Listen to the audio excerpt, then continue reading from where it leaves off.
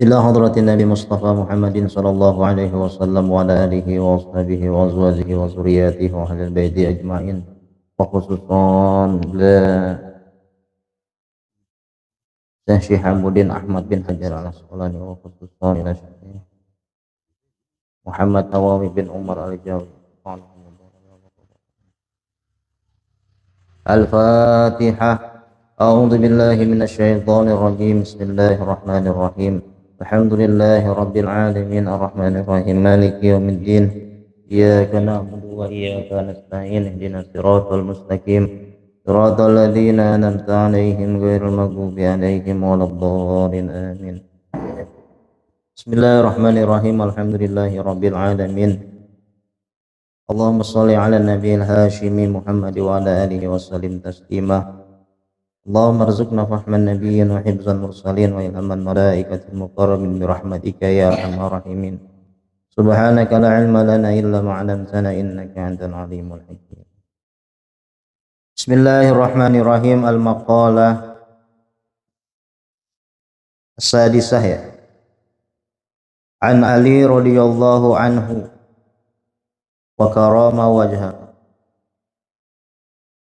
Man kana fi talabil ilmi kanatul jannati fi talabihi. Wa man kana fi talabil ma'siyati kanat nar fi talabi. Maqalah yang keenam dari Sayyidina Ali radhiyallahu anhu. Semoga Allah meridhoinya. Wa karrama wajhahu, dan semoga Allah Subhanahu wa taala memuliakan wajahnya. Siapa? Sayyidina Ali. Ini Sayyidina Ali mendapat gelar karramallahu wajhah karena memang selalu menjaga pandangannya daripada auratnya. Man kana fi talabil ilmi, man siapa orang kana ada fi talabil ilmi di dalam mencari ilmu, kanatul jannati fi talabihi, maka ada baginya surga. Jadi kalau orang yang menuntut ilmu itu menurut dawuhnya Sayyidina Ali itu, maka ada bagi si penuntut ilmu itu adalah surga fi talabihi, di dalam pencariannya. Sebagaimana sabda Nabi Muhammad sallallahu alaihi wasallam, man salaka tariqan yaltamisu fihi ilman sahalallahu lahu tariqan ilal jannah. Man siapa orang yang menempuh suatu perjalanan yang dalam perjalanannya itu adalah untuk mencari ilmu, sahalallahu lahu tariqan ilal jannah, maka Allah akan mudahkan lahu bagi si penuntut ilmu itu al jannah, surga. Maksudnya begini, kalau ada seorang siswa itu pergi dari rumahnya untuk menuntut ilmu, ketika di dalam perjalanannya ke madrasahnya dia nggak punya umur, misalnya kena musibah, contohnya kayak kemarin di pondok pesantren tuh yang lagi banyak beritanya ya, di Sidoarjo ya. Insya Allah mereka santri-santri yang wafat di dalam mencari ilmu ini wafatnya wafat syahid. Insya Allah mereka ini sudah dirindukan oleh surga Allah Subhanahu wa taala. Dan terkadang memang seorang pendidik ini seorang anak-anak ini, seorang pencari ilmu pun harus punya adab toto kromo kepada gurunya gitu. Ini timbul lagi, rame lagi gitu ya. Ya. Itu lagi rame juga tentang seorang murid yang memang salah, ditegur, mungkin gurunya lupa, kilap melakukan tindakan yang di luar kendali, sehingga ramai lagi sekarang di Republik kita. Kita melihat hal-hal kayak begini tuh harusnya berpikir jernih, Saya zaman dulu kalau belajar itu bikin salah gitu, yang sifatnya memang salah, melanggar suatu peraturan di dalam lembaga pendidikan, kita ditegur sama guru, kita dimarahi atau kita dihukum, dipukul pakai rotan. Kalau kita pulang ke rumah ini, rumah kita ya, dilihat kita tangan kita ada memar, ditanya kenapa dihukum. Kalau bukan malah gurunya yang dimarahin orang tua kita, malah kita yang ditambahin gitu. Malah kita yang ditambahin orang tua kita. Saking betapa pentingnya adab di atas ilmu. Dulu Syekh Abdul Qadir Jilani pernah di dalam kisahnya itu, satu ketika Syekh Abdul Qadir Jilani bersama dua santrinya ini sedang makan bersama. Sengaja jadi ada dua santri diajak makan bersama Syekh Abdul Qadir dengan beliau. Makan gitu. Nah, yang namanya sekelas kiai, sekelas ustadz gitu, jangankan sekelas kiai, sekelas ustadz gitu, ini syekh aja, ada yakin itu pasti banyak yang nggak suka juga ada yang tidak suka juga pasti ada. Saat itu kebetulan ada orang yang nggak suka melihat Syekh Abdul Qadir, memang dia nggak senang dengan Syekh Abdul Qadir ceritanya. Qadarullahnya melihat Syekh Abdul Qadir lagi nyuapin makanan ke santri-santrinya gitu. Makanan yang makan bareng gitu sama Syekh Abdul Qadir Jilani, muridnya disuapin. Timbullah fitnah dari yang melihat timbul fitnah. Ngadu kepada keluarganya si santri, orang tuanya santri ini bilang, oh anak ente tuh, anak ente di pesantren disuapin makanan bekas katanya. Pesantren apa tuh? Guru apaan tuh macam mendidik begitu? Masa santrinya muridnya malah disuapin makanan bekas? Penghinaan. Nah, marah kan akhirnya orang tuanya. Ini kan lagi rame juga nih, lagi di framing juga nih macam-macam konflik pesantren nih. Pesantren segala macam bla bla bla bla lah kita. Akhirnya didatangilah kiai ini, Syekh Abdul Qadir ini dengan orang tua santri. Marah-marah. Langsung ditarik santrinya keluar dari pondok pesantren. Di pertengah jalan santri ini itu protes terus sama orang tuanya. Protes terus, kenapa saya dibawa pulang ini? Kenapa saya dipulangkan? Saya malah nggak suruh ngaji lagi di sini. Orang tuanya macam-macam tuh bilang, kamu ini dididik bukan buat jadi pengemis. Masa kamu dikasih makanan bekas seperti itu? Anaknya protes. Apa yang dikatakan anaknya? Wahai ayah gitu, wahai bapakku gitu. Kalau kata orang Betawi mah, beh bentar beh. Ribuan santri bermimpi ingin banget, sangat ingin disuapin sama Syekh Abdul Qadir Jilani, sama guru. Ini saya yang terpilih, yang bisa makan bersama kiai, dan saya dikasih disuapin sama kiai dengan tangannya kiai, itu suatu keberkahan buat saya. Ini yang diimpikan para santri, disuapin sama kiai. Dan itu bukan makanan bekas. Itu bukan makanan bekas, kata anak. Loh itu kok ada laporan seperti itu katanya. Bukan, akhirnya orang tuanya datang lagi ke pesantren untuk minta maaf ke Syekh Abdul Qadir Jilani dan anaknya dikembalikan pesantren. Apa jawaban Syekh? Kata Syekh, ku terima anakmu belajar lagi di sini, tapi sungguh keberkahan yang sudah Allah berikan telah kau putus. Ini berat, makanya adab di atas ilmu. Ini pentingnya adab di atas. Itu dalam kitab Ta'lim wa Ta'lim pun dibahas. Ya. Jadi orang yang sedang belajar ketika dicabut umurnya oleh Allah Subhanahu wa taala, insyaallah wafatnya dalam kategori wafat yang syahid. Tentunya surga insyaallah.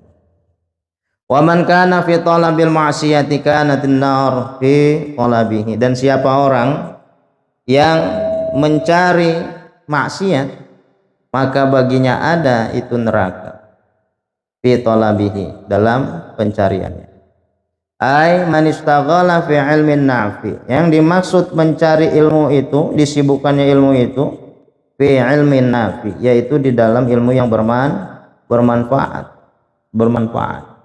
Ilmu yang bermanfaat itu ilmu yang memang sebetulnya ilmu yang dipakai untuk keseharian kita seperti cara kita sholat, cara berwudu, cara berakhlak terhadap sesama, begitu. Ini ilmu-ilmu wajib, ini ilmu-ilmu fardu ain, ilmu-ilmu yang memang diwajibkan. Ilmu bagaimana cara beristinja, bagaimana cara memandikan jenazah dan yang lain-lainnya. Ilmu-ilmu yang wajib dan ilmu yang bermanfaat. Alladzi la yajuzu lil baligil aqil juhlatun kana fi haqiqati talibal jannati wa ridallahi ta'ala. Gitu ya. Sepertinya ada dibahas ini deh. Yang tidak diperbolehkan lil baligi bagi orang yang sampai akil, gitu, berakal, bodoh, zuhlah, karena fil haqiqati, karena sesungguhnya di dalam hakikatnya taliban, siapa itu murid di pencari ilmu itu, lil jannah, yaitu mendapatkan surga, wali ridho ta'ala, karena Allah ridho dengan orang yang mencari ilmu bermanfaat itu. Orang yang disibukkan dengan mencari ilmu yang bermanfaat, insya Allah Allah ridho. Kalau Allah sudah ridho, maka surga Allah hadiahkan kepada. Wa man kana muridun lil ma'siyah, dan siapa orang yang berkehendak, muridan itu ingin berkehendak lil ma'siyah, untuk berbuat maksiat, kana fil haqiqati, sungguh ada di dalam hakikatnya, talibalin nar, dia mencari yaitu neraka, walisuhtullah, gitu ya, walisuhtillah, walisakhitallahu ta'ala, dan mendapatkan murkanya Allah subhanahu wa ta'ala. Naudzubillah. Oh, kalau udah murka, masya serem. Wal maqalatus sabi'ah, maqalah yang ketujuh.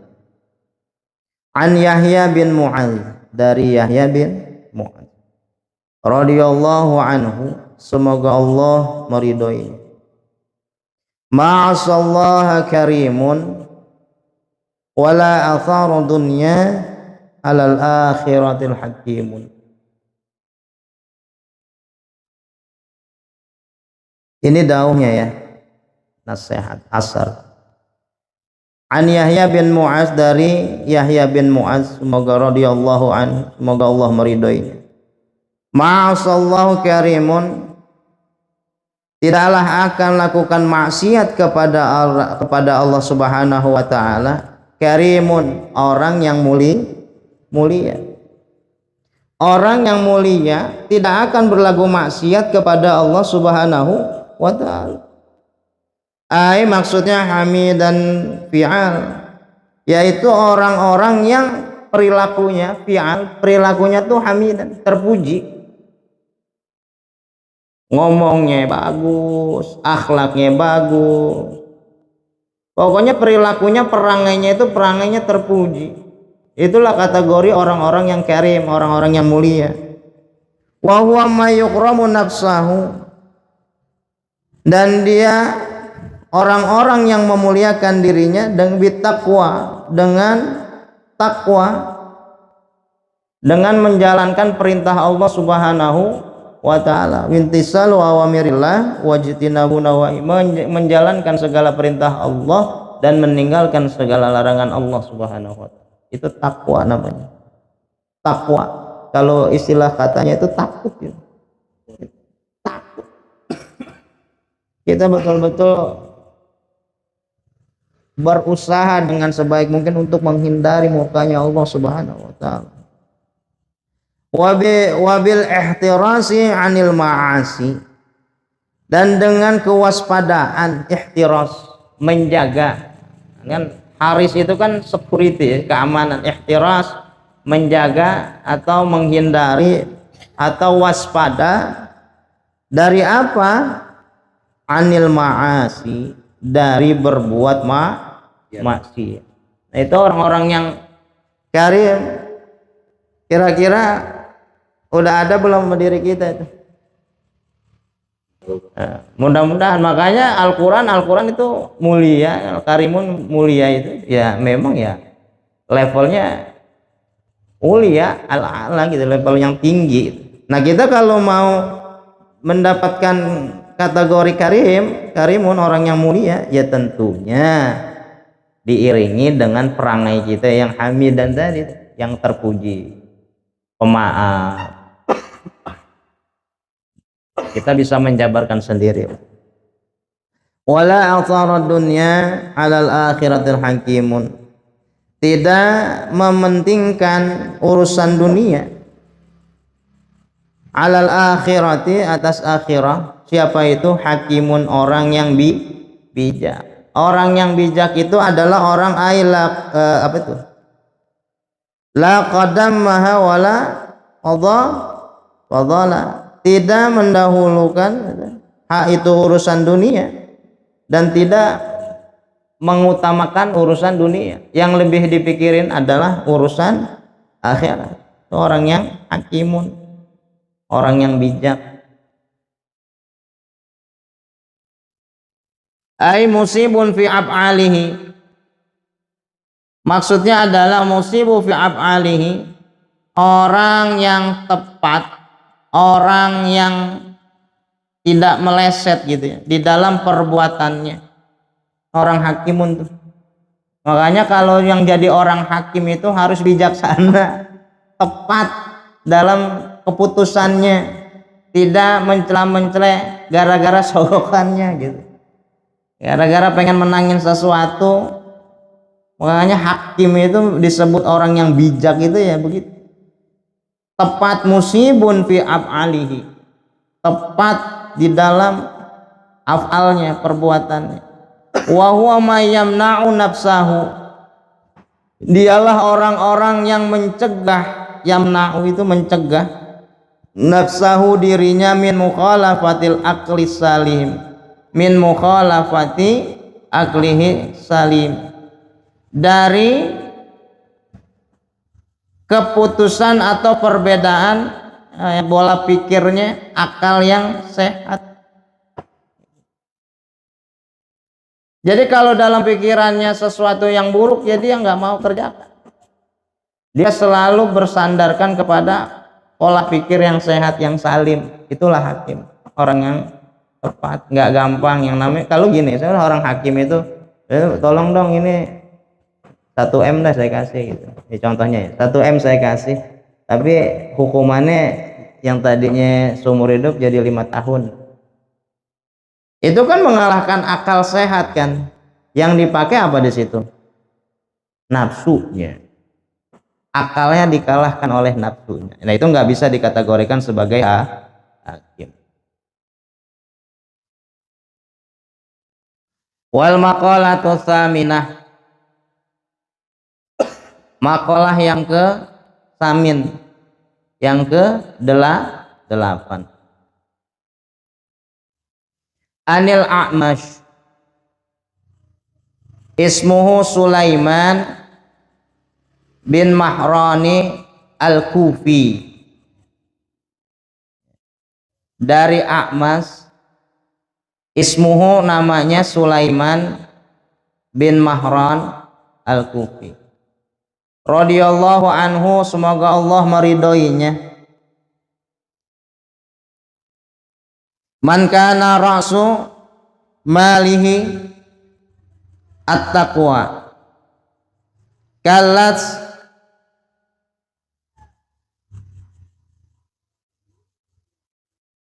alsun itu ya. Kalat alsun an wasfi ribbih dinihi. Man kana, siapa orang yang ada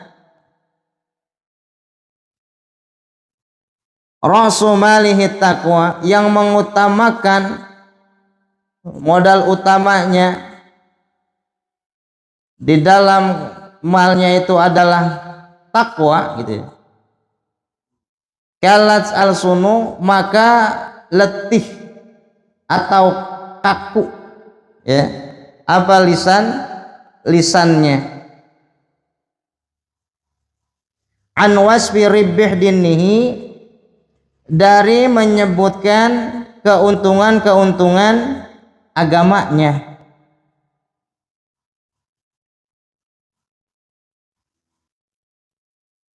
Wa man kana maluhu dunya kallat al-sunu an wasfi khusrani dinihi.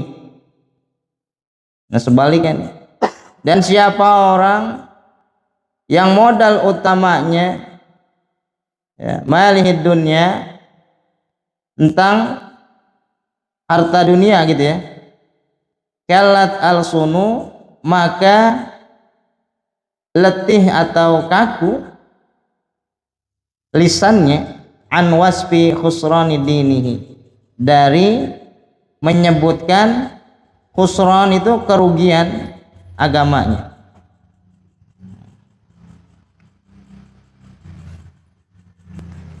Jadi kalau kita mau banding-bandingkan, ra'sun itu kan kepala ya. Ini kalau kita artiin kepala nggak nyambung nih. Maksudnya adalah modal utama orang itu untuk mencari suatu ketakwaan, ya, ngitung-ngitung tentang ketakwaan, maka itu lidahnya tuh nggak akan sanggup gitu loh, tidak akan sanggup untuk nyebutin untuk ribih itu keuntungan agamanya, nggak akan sanggup. Saya udah sholat misalnya, udah nyumbang segala macam untuk urusan agama segala macam begini. Ya agama mah jangan dihitung-hitung dengan hal-hal yang seperti itu. Akhirnya timbul rasa ingin dipandang, ingin dilihat, gitu loh. Iya.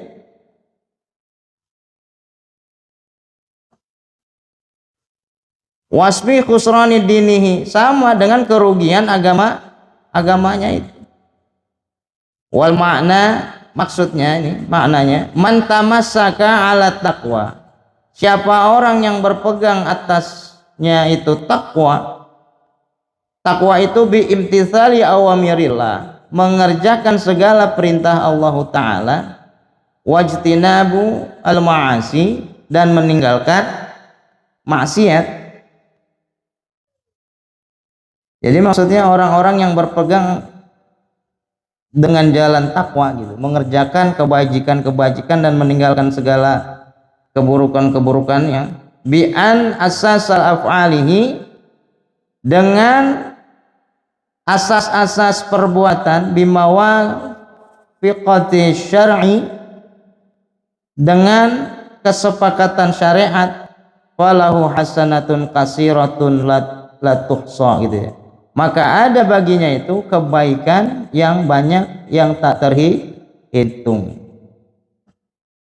Jadi kalau mau mengerjakan, berpegang teguh kepada takwa dengan menjalankan asas-asas syariah Islam tentunya, maka baginya itu akan mendapatkan kebaikan-kebaikan yang banyak dan yang tak terhitung. Makanya di kalimatnya an wasfi ribbih dinihi, nggak akan bisa ngitung gitu, saking banyaknya Allah kasih keberkahan bagi orang-orang yang betul-betul untuk mencari takwa gitu, untuk betul-betul menjalankan takwa maksudnya.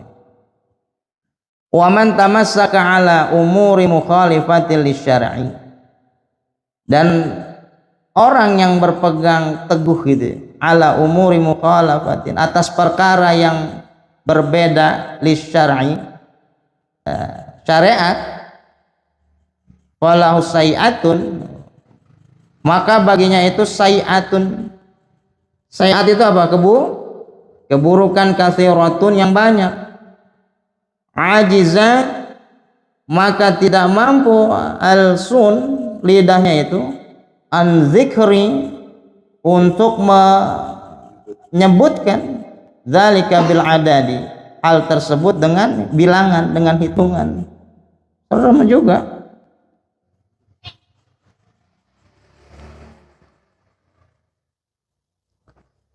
Oke, hati-hati deh, hati-hati jangan sampai kita terjerumus dari hal-hal tersebut gitu ya. Jangan sampai meremehkan sesuatu yang kecil, maka kalau dibiasakan akhirnya jadi besar juga. Wal maqalatu tasi'ah, maqalah yang ke 9. Sampai sini ada pertanyaan sampai maqalah ke-8 sebelum kita lanjut maqalah 9. Lanjut dulu aja. Ayat. Wal maqalatu tasi'ah, maqalah yang ke-9. Saya kecepatan enggak? Enggak ya? An Sufyan ats-Tsauri radhiyallahu anhu, dari Sufyan ats-Tsauri radhiyallahu anhu, semoga Allah meridhoinya. Wa huwa Syekhu Imam Malik, yaitu beliau gurunya Imam Malik. Imam Malik itu gurunya Imam Syafi'i. Kullu ma'siyatin anis syahwatin wa innahu yurja ghafara apa itu? Ghafaranuha ya. Wa kullu ma'siyatin an kibrin ya. Fa innahu la yurja ghafaranuha li'anna ma'siyata iblis kana asliha minal kibri. Bismillahirrahmanirrahim. Al-maqalah at-tasi yang ke-9 an Sufyan ats-Tsauri radhiyallahu anhu wa Syekh Imam Malik. Kullu ma'siyatin, setiap perbuatan maksiat, nasyiatin, nasyiatin itu apa? Timbul. Nasyiatin itu timbul. Setiap perbuatan maksiat, nasyiatin yang timbul, anis syahwat, dari syahwat. Syahwat itu syahwat. Apa syahwat itu apa bahasa ini? Nafsu ya. Nafsu itu kan banyak ya. Syahwat. Ya bisa dipahami ya. Ai istiyaqi gitu ya. Ai maksudnya istiyaqin nafsi ila syai'in, yaitu keinginan diri ila syai'in, terhadap sesuatu. Falahu yurja ghafaranuha, maka baginya itu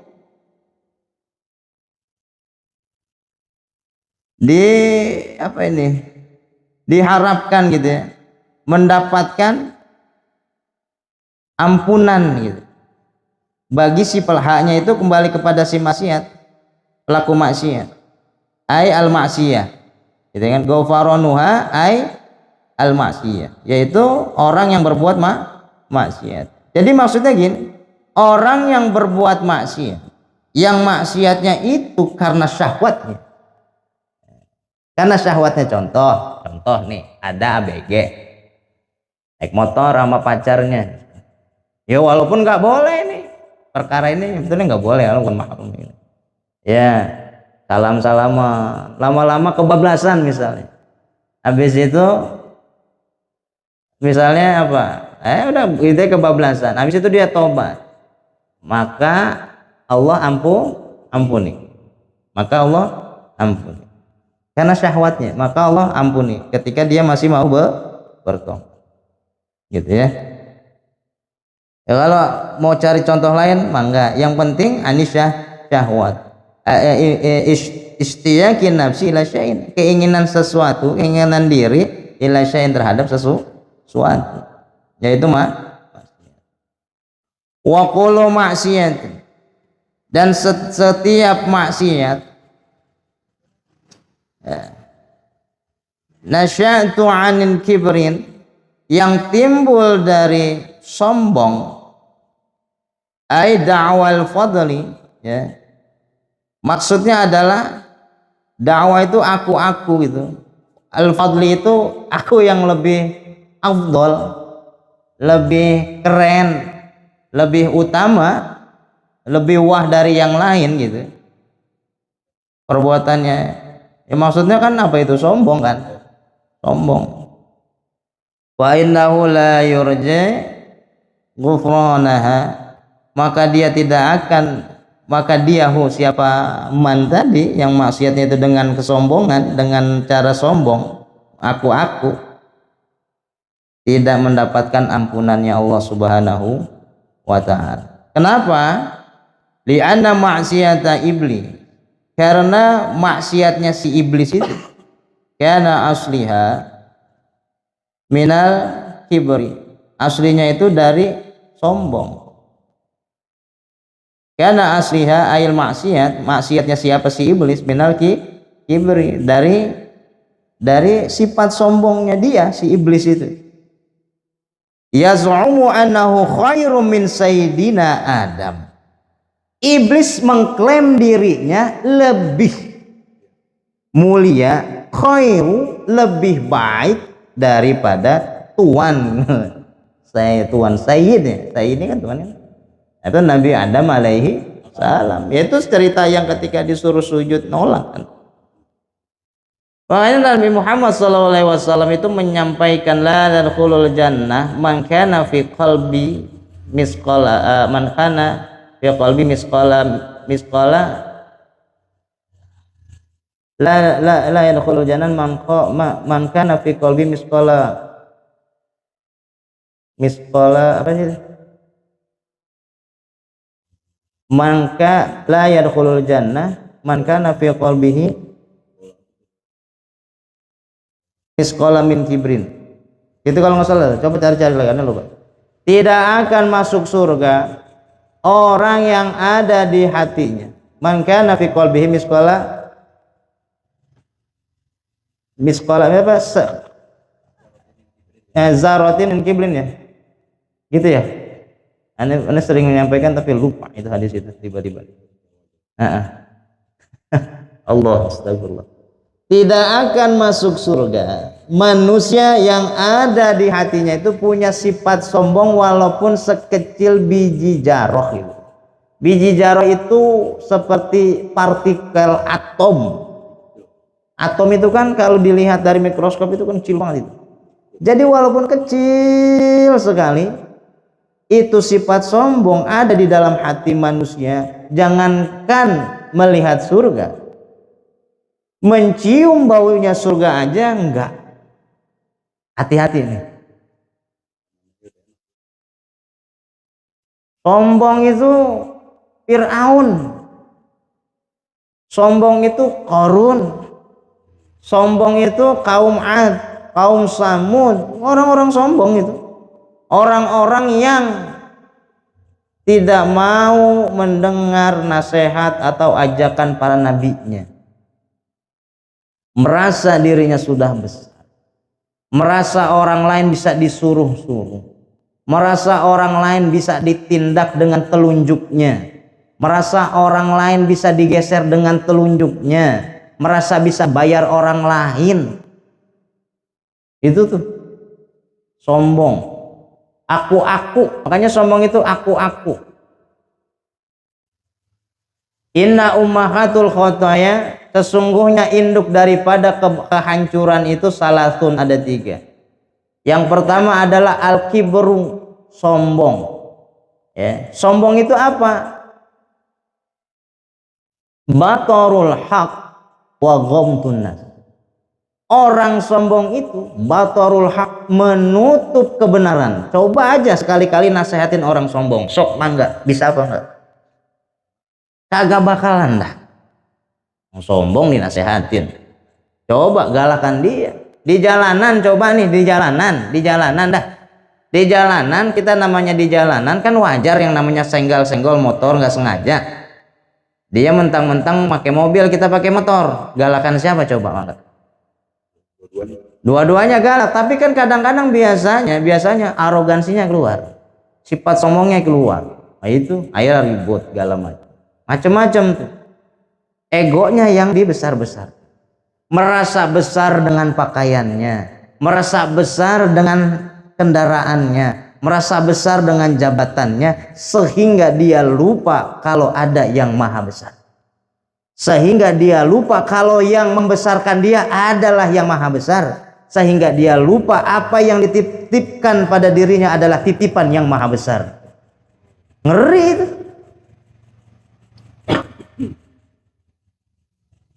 Harusnya kita semua ya Apa yang ada pada diri kita ini semua adalah titipan yang harus kita jaga, bukan untuk dibesar-besarkan dengan cara dipamerkan,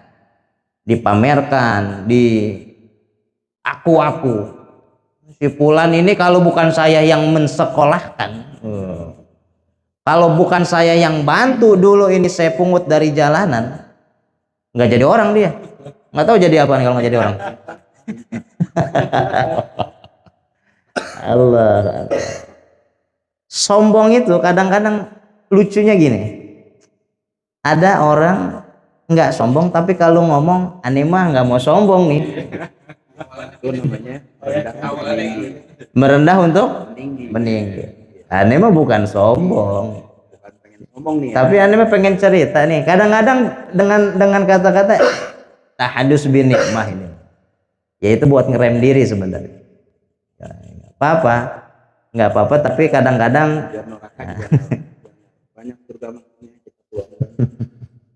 makanya ada hal yang kadang-kadang kita lupa. Ini boleh kita betul-betul kita amalkan, ajarkan kepada seluruh saudara kita.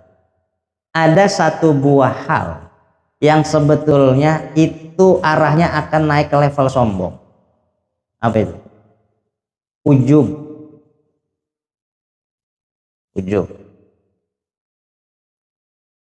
Di masjid mah biasa, ya kan? Nyampe rumah depan kaca ngomong, ternyata saya keren juga ya. Tuh, itu ujub sama diri ini ujub tuh. Ujub itu kan merasa takjub kan. Istrinya deh nyamperin, kenapa be? Iya. Kenapa ayah gitu katanya. Iya, tadi ayah di masjid begini. Istri suami siapa dulu dong. Iya. Ada lagi nih tentang ibadah.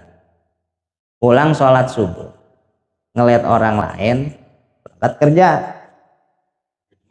nggak jemaah misalnya, dia sholat di rumah apa di mana, atau dia mau sholat jemaah di mana, kan kita nggak tahu tuh. Tiba-tiba timbul ngomong sendiri apa di hati, rupanya masih alhamdulillah masih bagusan saya masih bisa sholat jamaah. Ujub itu. Syekh Abdul Qadir Jilani itu kalau berjalan di gang rumahnya, mau masjid, berangkat ke masjid ataupun pulang ke masjid, itu selalu menutup kepalanya dengan sorban. Selalu menutup kepalanya dengan sorban. Apa alasannya? Beliau takut kalau beliau melihat tetangganya ada di sampingnya, pas berangkat ke masjid masih di situ, pulang ke masjid masih di situ. Lebih baik dia nggak melihat sama sekali, karena saking takutnya timbul rasa tadi itu ujub. Makanya batorul hak, orang kalau udah sombong mah nggak disasehatkan. Coba aja dinasehatin, nggak usah nasehatin, banyakan juga duit gue.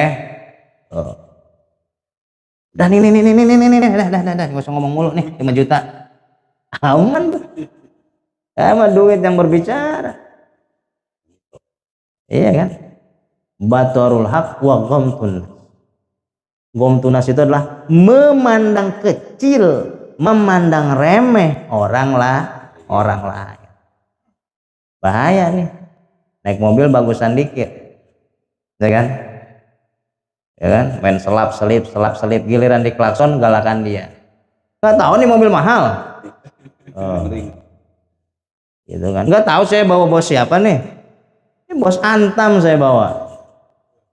Galak. Ini mengerikan nih, gomtunas, menganggap kecil orang lain. Na'udzubillah. Nah itu sombong, hati-hati sama sombong. Sekecil apapun sombong ada pada diri manusia itu, jangankan lihat surga, cium baunya aja enggak. Na'udzubillah.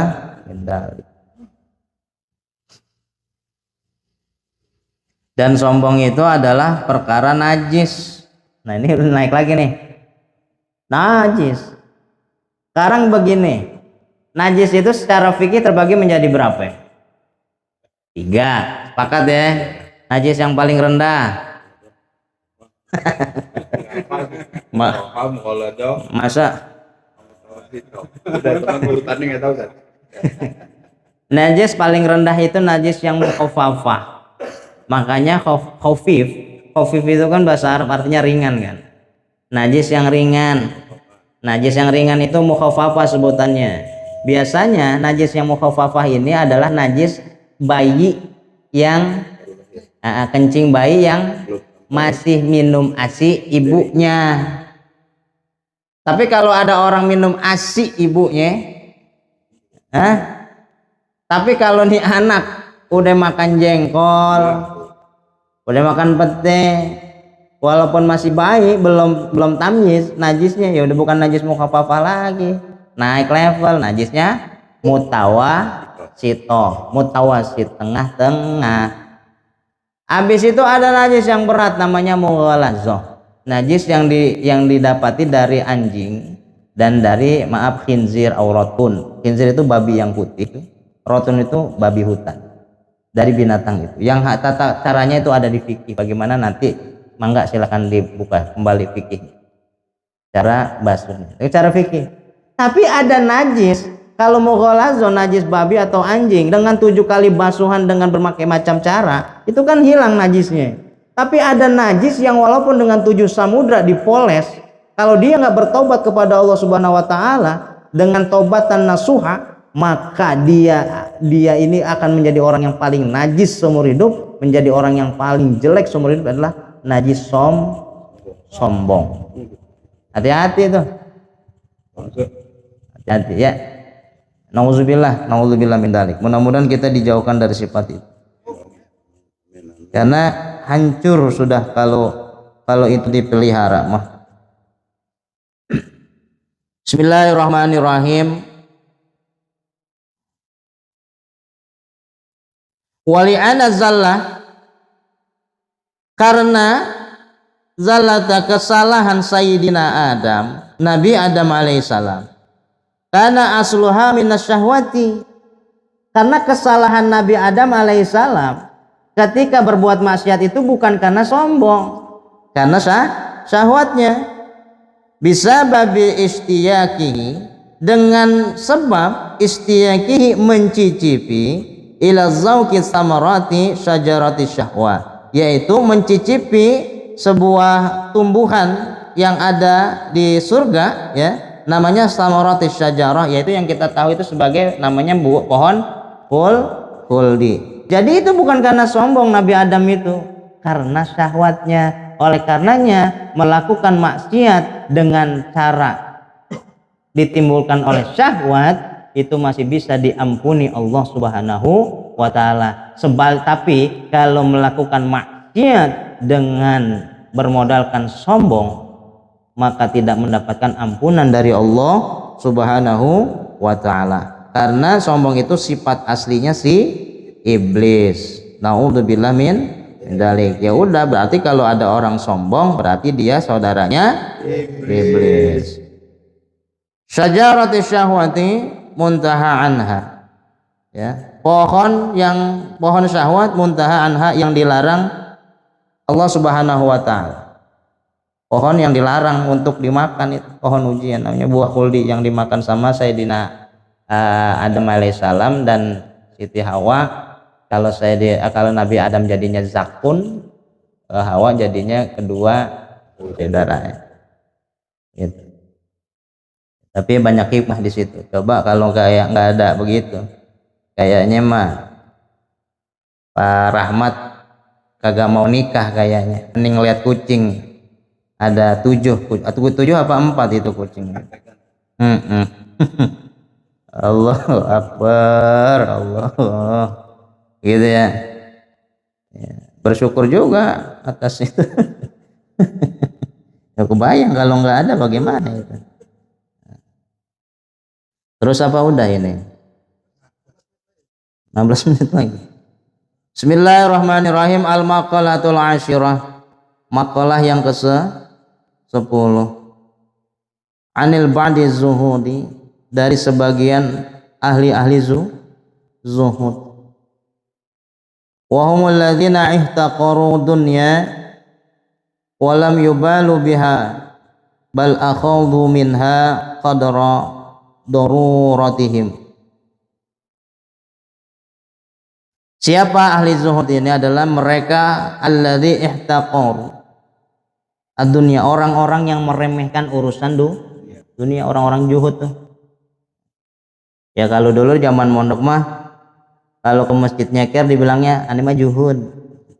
Gitu ya. Kan gitu ya. Padahal mah kagak punya sendal. Yang dimaksud zuhud itu pada dasarnya ya apa yang ada pada dirinya ya dipakai. Gitu ya.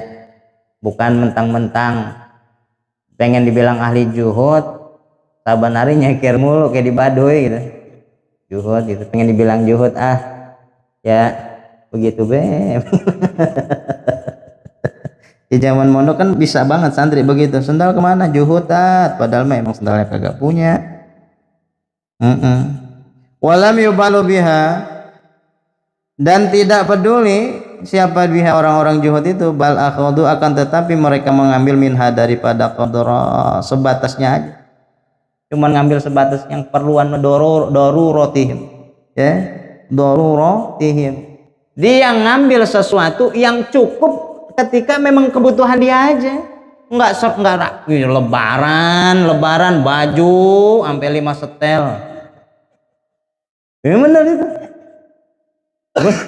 Ya kan, main ke rumah temennya, apa dicomotin tuh, ya ini diambil, ini cobain, kalau perut udah bega, itu enak tuh kayaknya tuh.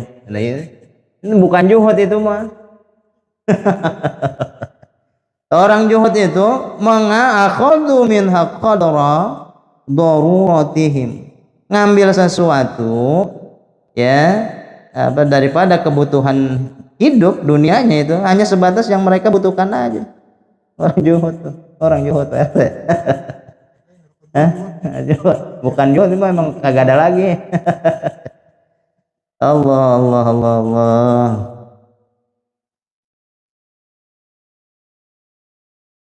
Min aznaba dzamban, ya apa itu?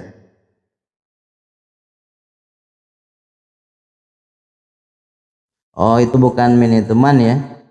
Man aznaba dzamban, dan siapa orang yang bangga akan dosanya, aitahmaluhu, aitahmalah, itu hamal itu membawa, hamil itu kan membawa ya, membawa dosa, udah punya dosa dia bangga, wa huwa yadhaku, dan dia ketawa gitu, gembira. Ai wal halu annahu yafrahu bitahmulihi, sedangkan anahu bahwasanya dia itu bergembira dengan apa yang dia bawa tadi. Itu apa itu? Dosanya. Udah buat dosa, banyak dosa, kagak ada rasa empatinya pisan, nggak punya rasa malu sama Gusti Allah, ketawa gitu nih orang-orang apa ini, daglog ini ya. Wa innallaha yudkhiluhun nar, maka sesungguhnya Allah Subhanahu wa taala yudkhiluhun nar, akan memasukkannya itu ke neraka. Wa huwa yabki, dan mereka menangis. Li'anna haqqahu anna yandamma, karena haknya dia itu ayandama, meminta ampun, wa yastaghfirullah ta'ala, dan meminta ampunan kepada Allah Subhanahu wa taala, lidzalik, akan hal tersebut. Wa man ata'a, dan orang-orang yang taat itu, dan orang yang taat, wa huwa yabghi, maka dia menangis. Sebab apa dia menangis? Hayaan, karena dia malu apa? Minallahi ta'ala, daripada malu kepada Allah Subhanahu wa taala, wa khaufan, dan takut minhu, darinya Allah ta'ala, ala taksirihi, atas kelalaiannya, fitil qata'ah, dari ketaatan tersebut.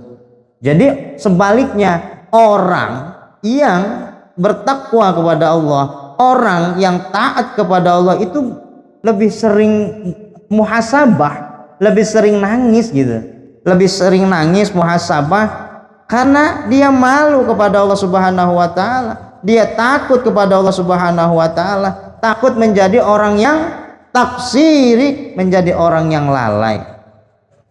Nah, orang-orang yang seperti ini fa innallaha ta'ala, maka sesungguhnya Allah Subhanahu wa taala yudkhilul jannata wa huwa yadhak, maka orang-orang ini dimasukkan ke dalam surganya Allah Subhanahu wa taala dan mereka tertawa gembira.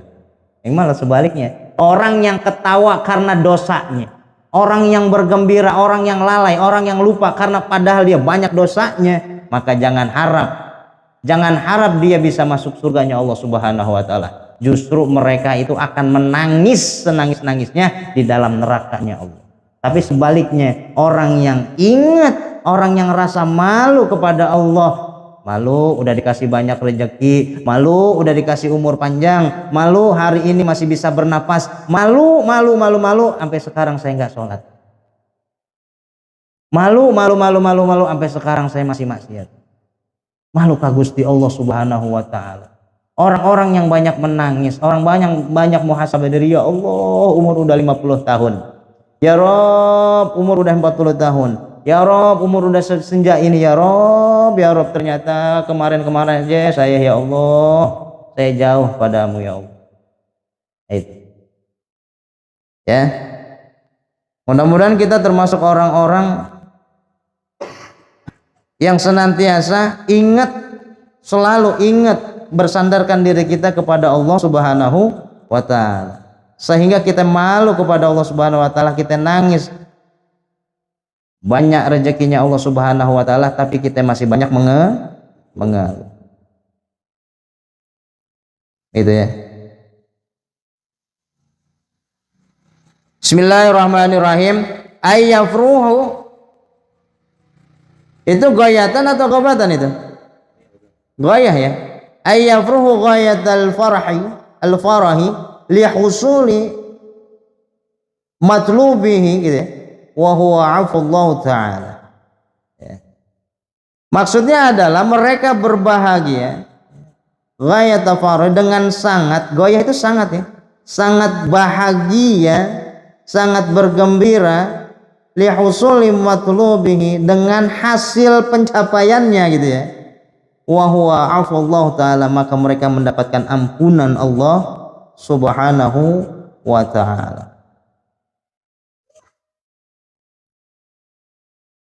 Dikit lagi, satu lagi kali ya, biar pas ini kayaknya. Bismillahirrahmanirrahim. Al-maqalatul hadiyata asyarata, makalah yang ke-11, anil ba'dil hukama, dari sebagian hukama. Hukama ini orang-orang ahli hikmah ya. Orang-orang ahli hikmah ini orang-orang yang tajam.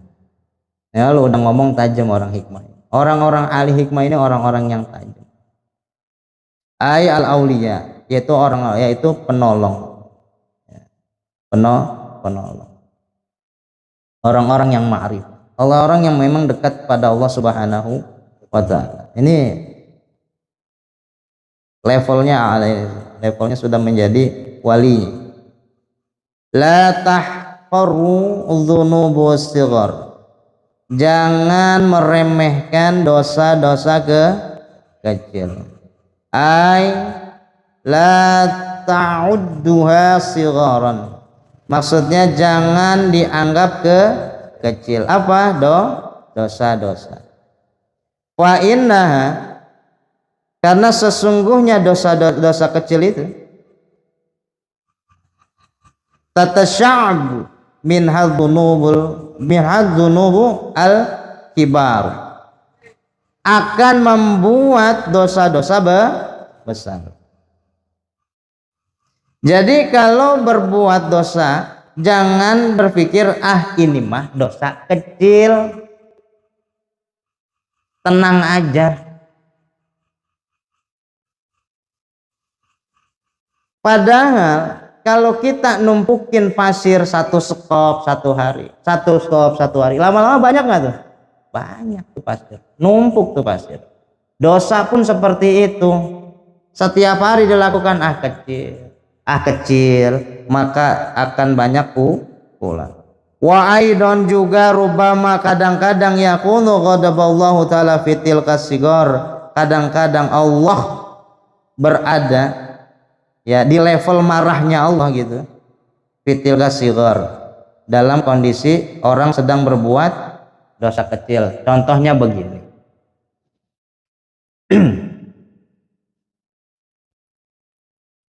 Ada santri pulang ke pesantren terlambat.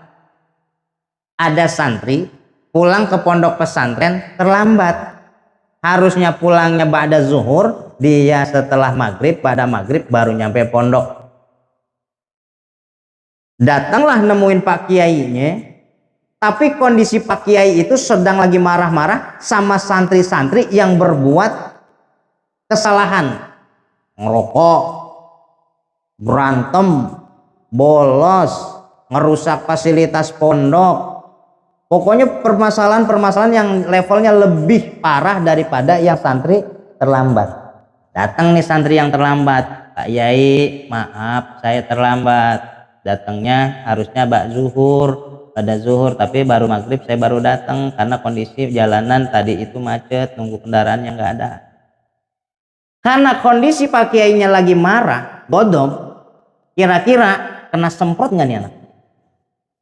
Nah ini yang dimaksud. Ketika Allah lagi ada di level ghadab, marahnya Allah Subhanahu wa taala, padahal kita lagi berbuat dosa kecil, maka dampaknya kita bisa menjadi besar. Oleh karenanya begini, yang mabok situ, yang maksiat situ. Ya, tapi kalau Allah sudah marah, yang hancur bukan cuma situ doang. Yang guru ngaji kena, yang santri kena, yang dagang kena, gitu. Bisa dipahami nih. Jangan anggap remeh dosa kecil, malah harusnya hindarkan segala dosa. Jamaah kajian malam Jumat yang dirahmati Allah Subhanahu wa taala.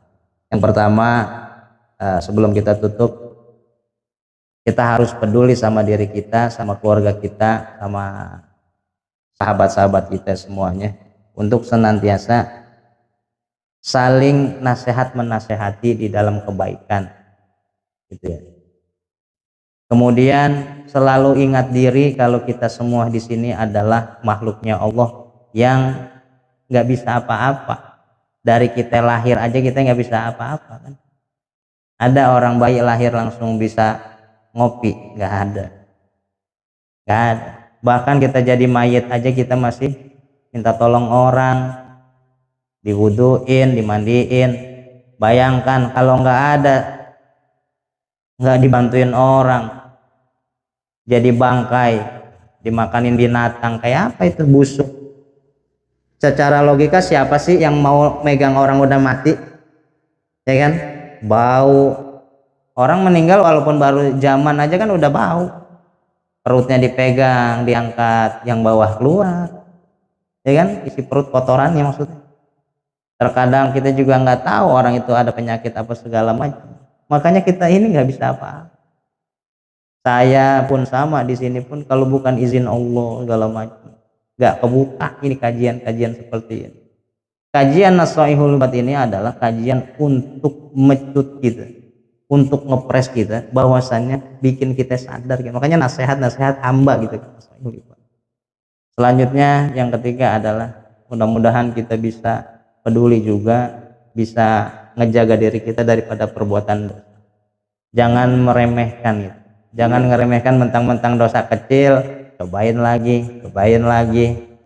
Pas lagi nyobain lempengan Allah lagi marah, bles saja. Gitu ya. Mudah-mudahan ada manfaatnya. Wallahu a'lam bishawab. Al-Fatihah. A'udzubillahi minasyaitonir rajim. Bismillahirrahmanirrahim.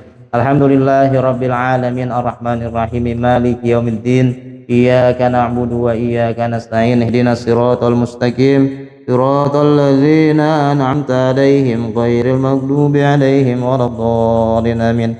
Subhanaka Allahumma wa bihamdika asyhadu an la ilaha illa anta astaghfiruka wa atubu ilaik. wal afu minkum ila liqa fi usbu'il qadim insyaallah wallahu muwaffiq ila aqwamit thoriq. Assalamualaikum warahmatullahi wabarakatuh.